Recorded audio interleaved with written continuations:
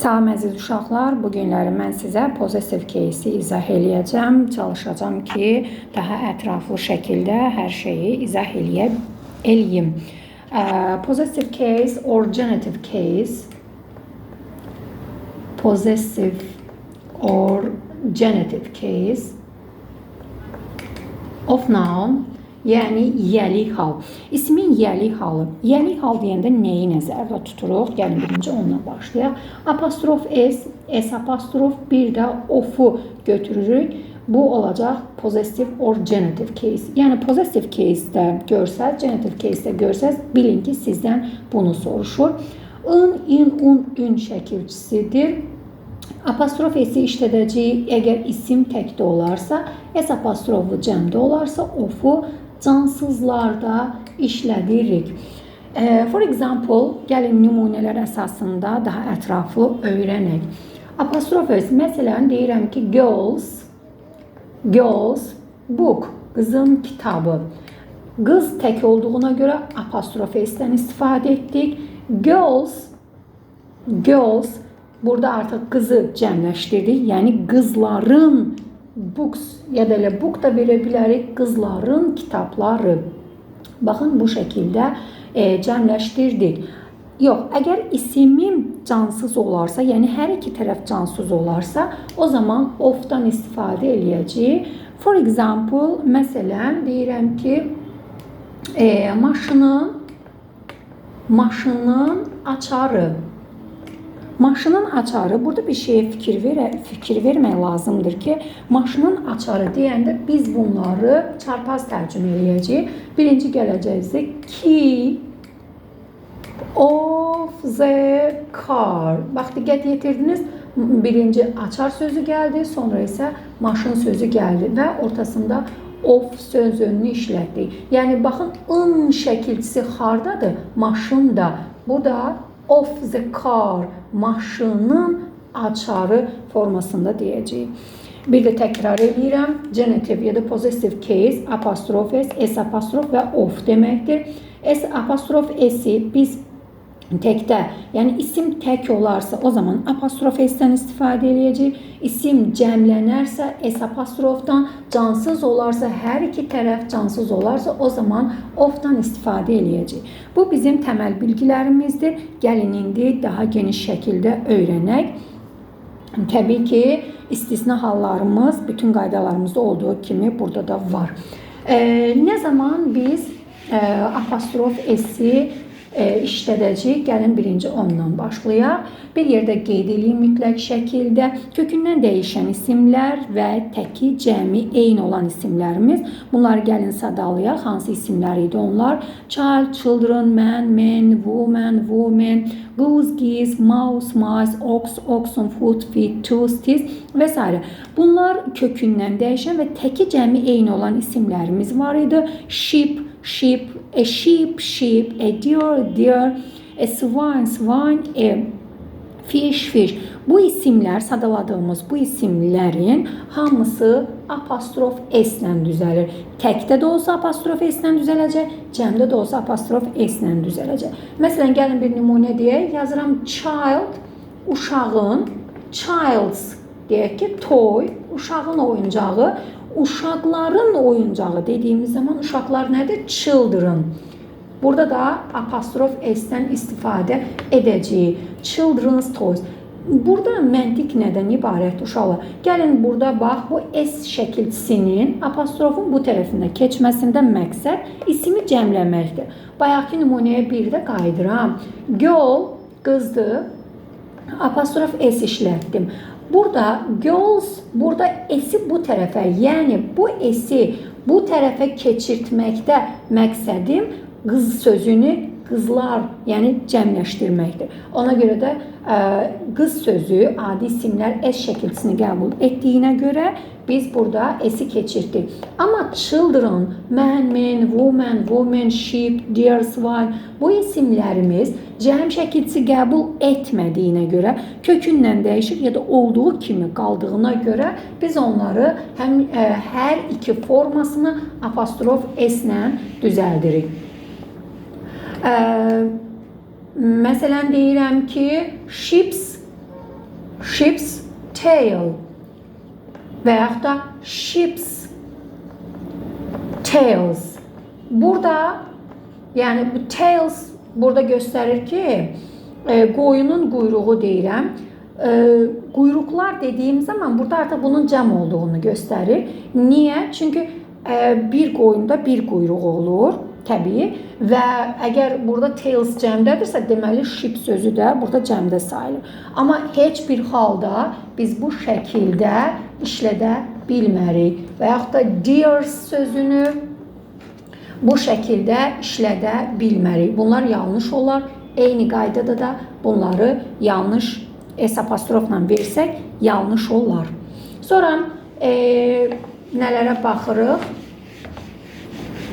Dedik ki, kökündən dəyişən və təki cəmi eyni olan isimlər apostrof S-lə düzəlir. Zaman bildirən ifadələrimiz var. Onlar da hər zaman apostrof S-lə düzəlir. Bu zaman bildirən ifadələrimiz hansılardır? Today, today, yesterday, yesterday, tomorrow, tonight.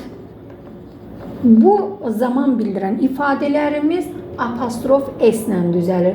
Today's news, yesterday's accident, tomorrow's holidays, tonight's rest və s. işlətdiyimiz zaman apostrof S-dən istifadə edəcək. Heç bir halda bu sözlərimiz S apostrofla işlədilməyəcək. Amma bəzi zaman bildirən isimlərimiz var ki, onlar week, year, day, month. Bu zaman bildirən isimlərimiz isə həm apostrof S-lə, həm də S apostrofla işlədilə bilər. Nə zaman işlədiləcək? Təbii ki, qarşısında təyin edici varsa. Yəni təyin edicilərimiz hansılardır? Few, a few, little, sonra few, a few, some, several sözləri gələrsə və yaxud da rəqəmlər gələrsə, o zaman apostrof S-dən istifadə edəcəyik. Gəlin nümunə deyək. Məsələn, deyirəm ki, a week's holiday, bir həftəlik tətil. Burada artiklı ismin təkdə olduğunu göstərir və isim təkdədirsə, təbii ki, apostrof S-lə düzələcək. Qarşısında rəqəm və yaxud da a few, hər hansı bir təyin edici, some, several və s. gələrsə, o zaman təbii ki, week's holiday olacaq. Qısa yazdım. Baxın, burada S apostrofdan istifadə etdik. Yəni, qısacası bu sözlər, zaman bildirən sözlərimiz qarşısında təyin ediciyə görə həm apostrof S-lə, həm də S apostrofdan istifadə eləyə bilərik. Bura qədər inşallah hər şey aydın oldu.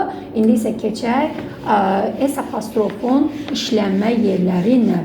Nə zaman biz S apostrofdan daha çox hansı hallarda S apostrofdan işlədirik? Birincisi bir şey qeyd edeyim. Artiklı keçəndə öyrənmişdik. Z artiklı soyadların qarşısında gələrsə, o zaman S apostrofdan istifadə eləyəcək. Bunun məntiqi nədir?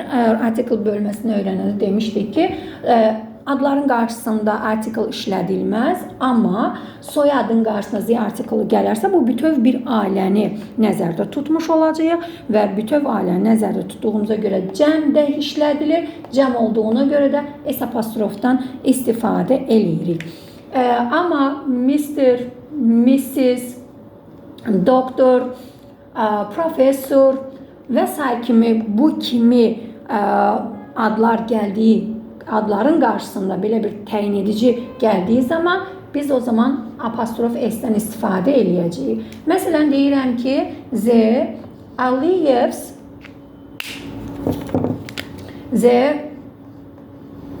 Aliyev's house, Əliyevlərin evi. Baxın, burada Z artiklı gəldiyinə görə ismi neynədim, daha doğrusu soyadı neynədim, cəmləşdirdim.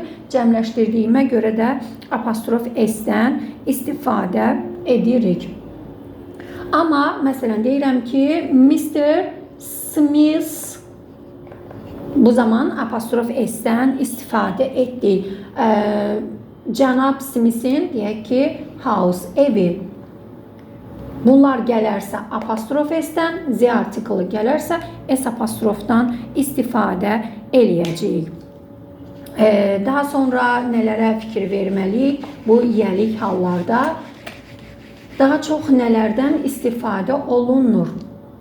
Zaman bildirən sözlərin artıq hansı apostrof S-lə, hansı S apostrofla işləndiyini bildik. Bundan əlavə şəhər, yer bildirən isimlər də var ki, onlar da cansız olduqlarına baxmayaraq apostrof S-dən istifadə olunur. Məsələn, deyirəm ki, Sumqayıtın küçələri. Sumqayıt sözü də, küçə sözü də cansız olsa da biz burada apostrof S-dən istifadə eləyirik. Yazıram burada Sumqayıt Street. Sumqayıtın küçələri. Streets. Yəni yer bildirdiyinə görə neynədik burada? Apostrof S-dən istifadə etdik. Daha sonra diqqət yetirəcəyik nəyə? Bunları mən burada yazmıram, amma siz mütləq dəftərinizdə öz qeydlərinizi aparırsınız. Gəlin baxaq mürəkkəb isimlərin yəlik halı necə düzəlir. Bilirik ki, mürəkkəb isimlər həm bitişik yazılır, həm ayrı yazılır, həm də defislə yazılır. Bitişik yazılan mürəkkəb isimlər onsuz da isimin bütöv olduğuna görə, bitişik yazıldığına görə, söz özü bütöv olduğuna görə ya ofla düzələcək cansızdırsa, ya da ki apostrof S-lə ya da S apostrofla düzələcək. Hər üç formada düzələ bilər isimdən asılı olaraq. Amma defislə yazılan mürəkkəb isimlər, məsələn, deyək ki, editor-in-chief yazırıq burada. Editor-in-chief, mother-in-law, brother-in-law və s. Defislə yazılan yəlik halı bilirik ki, cəm şəkilçisi hər zaman birinci tərəfə artırılır, yəlik halı isə ikinci tərəfə artırılır. Bu cürünə birləşmədə bunu altdan yenidən yazıram. Editor in bu cürünə birləşmələrdə heç bir halda apostrof S-dən istifadə etməyəcəyik. İstəyər təkdə olsun, istəyər cəmdə olsun. Apostrof S ikinci tərəfdə və bu şəkildə verilir. Tək və cəm olması isə birinci tərəfdə artıq göstərilir. Yəni cəmliyi burada axtaracağıq, yəlik halı isə burada axtaracağıq. Defislə yazılan mürəkkəb isimlər də.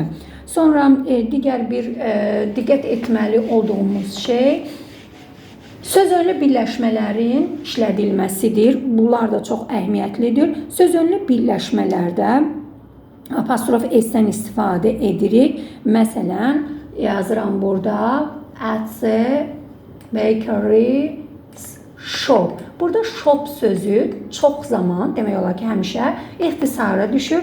At the baker's, yəni çörəkçidə, yəni çörək mağazasında. Və məsələn, deyə bilərəm ki, at my uncle's, əmimgildə, burada məsəl üçün house sözü varsa, o ixtisara düşür. Bu şəkildə işlədilir. Yəni sözönlü ifadələrdə də apostrof S-dən istifadə edirik. Sonra nəyə diqqət yetirəcəyik? Bayaqdan qeyd etdik, yenə də qeyd edirəm. Bəzi cansız isimlər var ki, siz də mənim cümləmi yazılı şəkildə deyin, qeyd edin, mən nümunələrdə yazacağam. Bəzi cansız isimlər var ki, onlar apostrof S-lə işlənir. Bayaq dedik ki, cansızlar ofla işlənir, amma bəzi cansız isimlərimiz var ki, onlar apostrof S-lə işlənir. Bunlar hansılardır? Bunları maddi olaraq qeyd eləyin. Zaman bildirən fəsillər, aylar, günlər, ölkə və şəhər adları bildirərsə, bunlar apostrof S-lə düzəlir. Məsələn, deyirik ki, Mondays deyək ki, birinci günün tətili, holiday. Bayaqdan yuxarıda qeyd etdiyi Sumqayıt Street, Sumqayıtın küçələri və yaxud da Bakus Light, Bakının işıqları və s. Bundan əlavə, dünyada tək olan isimlərimiz var. Moon, Sun, Earth, World. Bu sözlər də apostrof S-lə düzəlir. Məsələn, the world's, deyək ki, wonders. Dünyanın möcüzələri. Baxın, apostrof S-lə düzəldi. Və yaxud da the sun's light. Yuxarıdan silim. The sun's light. Günəşin işıqları apostrof S-lə düzəlir. Bu ifadələr heç bir halda S apostrofla işlədilmir. Bunları mütləq şəkildə bir yerdə qeydinizi aparın. Bundan əlavə nələri deyə bilərik yəli hal haqqında? Bir də ən vacib şeylərdən biri də yəli hal haqqında danışanda bir əşyanın bir və yaxud da bir neçə insana aid olması və yaxud da əmli birləşmələrdə iki və daha çox insandan danışan zaman bunların yəli halını necə düzəldəcəyik, onlara diqqət yetirmək lazımdır.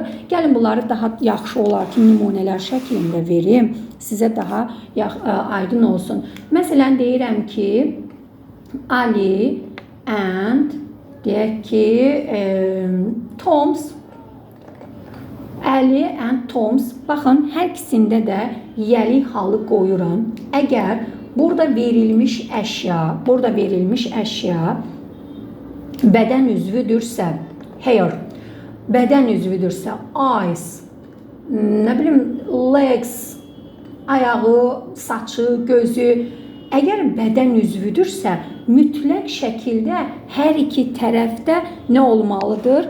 Hər iki tərəfdə yəli hal olmalıdır. Bədən üzvüdürsə. Yox, əgər deyək ki, verirəm, buradakı isim, məsələn, verirəm ki, mağaza sözünü. Mağaza sözünü verirəmsə, əgər apostrof ikinci tərəfdədirsə, bu deməkdir ki, buradakı ana həm Əlinin, həm də Tomun anasıdır. Yox, əgər mən buradakı sözü, mağaza sözünü cəmləşdirəcəmsə, o zaman Əlidə də apostrof qoyacağım. Çünki mağazası deyəndə artıq burada ana cəmdədir. Bu o deməkdir ki, Əlinin anası ayrıdır, Tomun anası ayrıdır. Yəni buradakı isimə görə biz yəli halı müəyyənləşdirə bilərik. Təkdədirsə birinci tərəfdə apostrof olmalıdır. Əgər cəmdədirsə bu apostrof hər iki tərəfdə olmalıdır. Amma bədən üzvünlərindən söhbət gedirsə, onda istisnasız hər iki tərəfdə yəli hal mütləq şəkildə olmalıdır. Ümid edirəm ki, bura qədər hər şey aydındır. Gəlin indi hər gördüyümüz apostrof S yəli haldırmı? Ona baxaq. Bilirik ki, apostrof S həm izin, həm də həzin qısaldılmış forması ola bilər.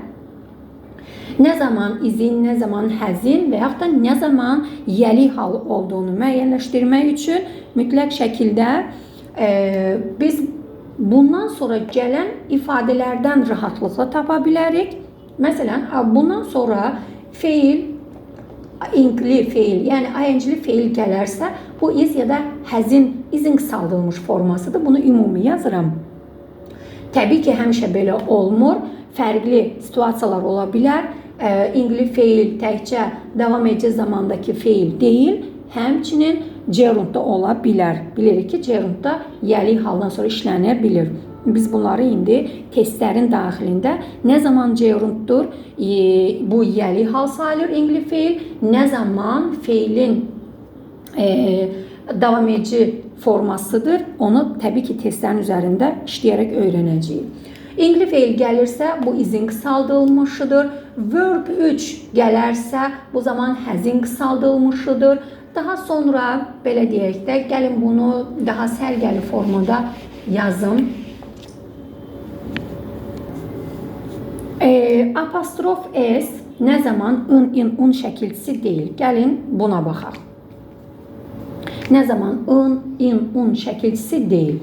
Özündən sonra to, very, ondan sonra z, an artiklı və yaxud da zaman zərfləri gələrsə just, never, ever, already bu kimi ifadələr gələrsə, Daha sonra nələr gələ bilər? Verb ing, yəni fiil sonuna ing şəkilçisi artırılarsa və yaxud da verb 3, yəni verb 3 yəqin ki bilirik də nə deməkdir? Past participle fiili sifət 2. See, gəlin burada nümunə olaraq yazım. See, so, seen. Baxın, verb 3 buradakı gördüyümüz üçüncü formadır. Yəni bu gələrsə, demək ki bunlar artıq yəli hal deyil. Onu baxın, burada yazıram. In, un, ün deyil. Bunlar artıq ya izin ya da ki həzin qısaldılmış formalarıdır. Ya izin ya da ki həzin qısaldılmış formalarıdır. Təbii ki, burada bu verbing ilə verb üçün fərqli formalar da var. Gerund da ola bilər və yaxud da feili sifət 2 də ola bilər, sifət şəklində də ola bilər. Bunu isə biz testdə tapmağımız üçün mütləq testlərin üzərində işləyəndə qarşımıza çıxdıqca daha geniş izahatlarını verəcəm. Nə zaman gerund olur, nə zaman ola bilər? Yəni, əgər cümləmdə başqa bir hərəkət bildirən söz varsa, yəni feil bunun üzərində deyil, başqa bir feilin üzərində qurulubsa cümlə, o zaman bu gerund sayılır. Eyni zamanda da verb 3 feili sifət sayılır, əgər cümləmdə başqa bir hərəkət bildirən söz varsa. Xeyr, əgər yoxdursa, o zaman bu feilin əsas forması olaraq davam edici zamanı ya da bitmiş zamanı göstərir. Possessive case or genitive case haqqında ümumi olaraq məlumatımız bu qədərə. Təbii ki, testlərin üzərində daha geniş izahatlar olacaq. Mütləq şəkildə testlərlə işləyəndə digər qeydlərinizi də apararsınız.